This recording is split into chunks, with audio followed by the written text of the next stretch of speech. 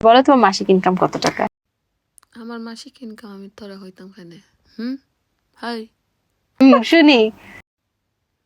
আচ্ছা, ওকে তো শুন, আমার মাসিক ইনকাম মনে হয় ৬০-৭০ হাজার।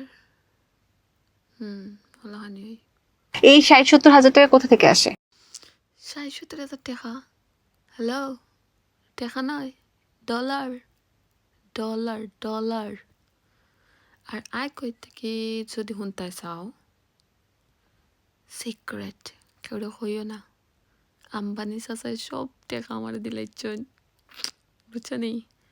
তবে একলগে দিছেন না, মাসের মাস আয়, মাসের মাস আমি পাই। আম্বানি চাচা আমারে এভরি মান্থ পাঠিয়ে দিন। তো ৬০-৭০ হাজার ডলার পাও তুমি? হ্যাঁ, এখন বুঝছো, ৬০-৭০ হাজার ডলার আম্বানি চাচাই দেন।